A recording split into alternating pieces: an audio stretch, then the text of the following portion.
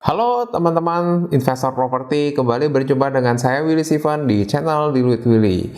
Ya, kalau kita perhatikan beberapa waktu terakhir itu sangat heboh ya. Wah, pokoknya sampai ribut-ribut ya. Tentang apa sih? Ya, karena ada kenaikan pajak ya, pajak PBB atau PBB P2 yang kita kenal ya. Karena kebanyakan di daerah yang naiknya itu nggak tanggung-tanggung, naiknya itu besarannya bisa 250% ya. Wow, gede banget ya. Jadi kalau tahun kemarin itu bayarnya cuma 100.000, total jadi 350.000. Kalau 1 juta jadi 3,5 juta, gila. Banyak banget ya. Nah, jadi itu sampai ada aksi dari masyarakat yang menuntut pejabatnya mundur. Ya, sebelum kita bahas lebih lanjut ya, jangan lupa like dan subscribe dulu, aktifkan lonceng notifikasinya supaya kamu tidak ketinggalan video saya berikutnya.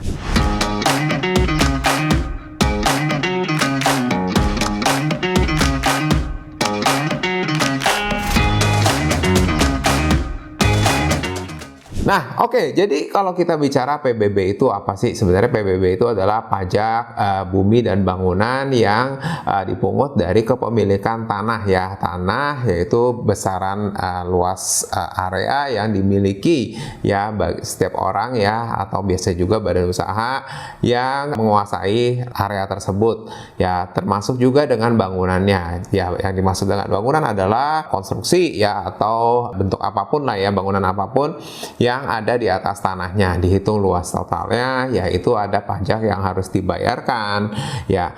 Nah, kemudian apa yang bisa membuat itu naik ya? Tentu aja bisa jadi ya ada pengacuan atau perhitungan nilai ekonomi di satu daerah yang dinilai memang sudah meningkat, dan kemudian kalau diteliti ya lebih lanjut ya, memang kondisinya pajak yang dipungut memang sudah terlalu rendah ya, tidak sesuai dengan harga pasaran yang berlaku ya. Jadi itulah yang harus dilakukan pemerintah ketika memang membutuhkan dana atau biaya operasional, termasuk juga jika ingin menambah anggaran ya.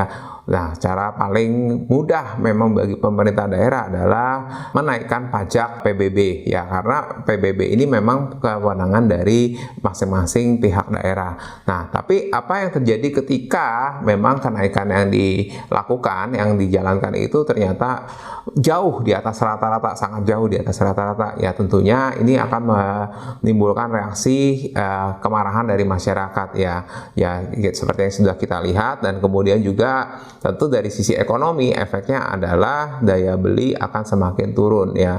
Terus selain itu juga ya, ini juga akan menimbulkan ketidakstabilan ya dari pemerintah itu sendiri, karena tentunya ya ini akan menimbulkan gejolak sosial ya, di mana rakyat ya, masyarakat ini jadi tidak percaya lagi sama pemerintahnya. Ya, sebenarnya hal ini harus diantisipasi oleh pemerintah sebelum mereka menaikkan PBB-nya, sehingga tentunya hal-hal ini tidak bisa ditemui ya, atau hal-hal ini bisa dihindari sejak awal. Bagaimana sekarang dengan kenaikan PBB yang sudah terjadi? Ya, tentunya melalui pemerintah pusat ya, itu sudah membatalkan ya. Meskipun demikian, gejolak yang sudah terjadi tetap terjadi ya.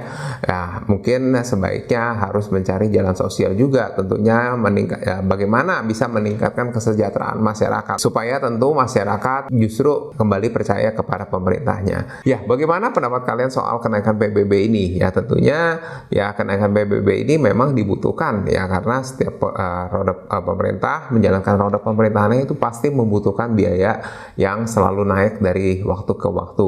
Tetapi tentunya ya di sisi yang lain ya, rakyat, masyarakat sebagai penggerak roda pemerintahan ini juga ya, tentunya juga harus memiliki kemampuan ya, yang bisa menyanggupi permintaan dari pemerintahnya itu sendiri. Ya, oke, sekian dulu sharing dari saya pada video kali ini. Terima kasih. Kita jumpa di video seri berikutnya.